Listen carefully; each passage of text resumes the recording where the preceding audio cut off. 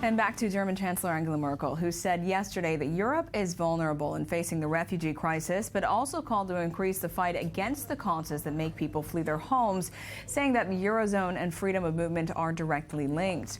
Merkel's words come as Austrian police report a dramatic increase in the number of refugees turned back by Germany at the mutual border since the start of 2016, and as rage and resentment over Cologne's New Year's Eve attacks seem to only be growing. The chancellor has found herself in the hot seat as many people blame her migrant policy for coming at the expense of the personal safety of her own people. Also yesterday, Justice Minister Heiko Maas announced plans to reform the deportation laws in order to make it easier to deport perpetrators of foreign origins. And joining us in studio is the director of the Center for European Studies at IDC Herzliya, Dr. Esther Lepatin. Thank you very much for joining us this morning. But first, let's watch a recap of the latest events, and we'll break it down from there. 12 days after the New Year's Eve events in Köln, more horrifying details have surfaced. The multiple sexual harassments and rape incidents in the train station were apparently a part of a cruel game called Taharush. In this game, the men form 3 circles and surround a Western woman. The men in the inner circle harass the victim, those on the second circle watch, and the third circle men distract the public from what's going on. If there are enough men in the inner circle, they undress the woman and she's gang raped. German Chancellor Angela Merkel cancelled her trip to the financial summit in Davos and said Germany is vulnerable. Und jetzt sind wir plötzlich gefordert. Now, all of a sudden, we are facing the challenge that refugees are coming to Europe, and we are vulnerable, as we see, because we do not yet have the order, the control that we would like to have. Noch nicht so haben, wie wir uns das wünschen. Köln police received 500 complaints of sexual assaults. 19 men were arrested, none of them a German citizen. 10 of the detainees are refugees who arrived to Germany during the past months. The assault in Köln is contributing to the rise of protest groups like Pegida and to an increase in racism. Immigrant issues have become so sensitive that in the online Der Spiegel edition, the newspaper decided to cancel Surfer's option to comment on articles in the subject due to multiple racist remarks against refugees. Germany's neighbor to the north, Sweden, is also dealing with a similar problem. Swedish police ordered an investigation into allegations that officers covered up accusations of sexual assault by mostly migrant youth at a music festival in Stockholm in August. Yes, this matter will not go unnoticed. We have to get to the bottom of this. If there is any veracity to this information, it has to be remedied, and we have to see if someone has done wrong. This will be investigated. Two liberal values, women's rights and refugees' rights, appear to be clashing as Europe struggles to ensure that they do not become altogether incompatible. And joining us now via Skype from Berlin is I-24 News Germany correspondent Polina Gorayev. Good morning, Polina. Good morning. So how are Germans reacting to the migrant crisis, and especially following these sex attacks on New Year's Eve, mainly in Cologne? How is the public opinion changing?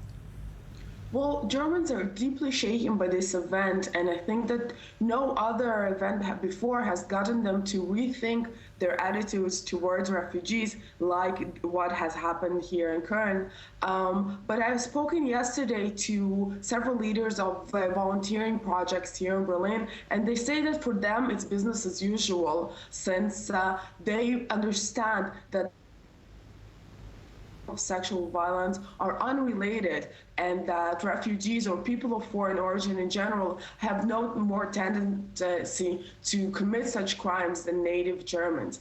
However, this does not affect, of course, the far right, which is already exploiting the situation. And in Pegida demonstrations this week, we have seen signs saying that refugees aren't welcomed, and showing illustrations of Merkel being groped. Also, this hate have transcended from the online aspect, and we already seen calls for a manhunt on Facebook, but now they're being realized in reality, and we have seen several cases, both in Köln and Dresden and other cities, where groups of German men have attacked people of foreign origin or just of Oriental appearance, including 2 Israelis yesterday in Dresden. This have been extremely disturbing for the authorities, who have announced late yesterday new measures trying to appease the public and appease the far right, and to show that they are under control. Measures like tightening the law and the facilitating of deportation of people who have committed such crimes, adding security cameras in places of gathering, hiring additional police forces, and also limiting the freedom of movement of refugees in order to stop them from gathering in the big cities. But all of these steps have been met with criticism from the public, who is doubting their ability to really stop the next attack. Paulina Garayev, thank you so much for joining us from Berlin this morning. So, Dr. Lopatin, we turn now to you. As we hear public opinion is changing, talk about Merkel's popularity. Well, it's really interesting because in August 2014, Merkel was actually in her peak. She got 75% of popularity. And now, just last month, we've been informed she has 49% of popularity. And I have to say, it's not surprising, because it's not just this refugee crisis. It has started actually long before the refugee crisis. It started with the economic crisis, the way she dealt, the Greek crisis. But already in 2014, October 2014, Pegida movement was created. And back then, people were actually intimidated by the presence of immigrants, that the immigration policy was too linear, too soft, that Germany was letting too many people getting in. That was before Germany actually allowed 1 million refugees to come to Germany. So I think that people are very frustrated, and they feel that they're ignored by their own, by Merkel, and the fact that she's not taking their concerns seriously. And so how is she changing her language now? She seems to be taking a firmer stance now, especially with pressure from the right wing. But also, as we heard from Paulina, pressure from everyday people who are like, this is scary. I think if you read, I read the German newspaper on a daily basis, and one of the things that I noticed that people are really scared. They're scared for the personal security. And just yesterday, I read somewhere that someone said, I'm really afraid for the future of my kids, and I'm going to tell them that one day there was a Germany that I liked, and that actually cared about its citizens and the personal security. And it seems that things are changing and rapidly. And I think the feeling in Germany is that the Merkel, for a long time, and they have been criticizing Merkel in the last, a few months, but all the time she actually refused to get this criticism. And in fact, just a day before the terrorist attacks in Paris, she's been saying, that for those who criticize her, if they don't understand that we have to let so many people in, so this is not mehr, das ist nicht mehr my land. This is not more anymore my country, and they have to feel the same compassion that I feel. So all the time, she rejected and opposed, the criticism against it. I think what's happening now, she realized,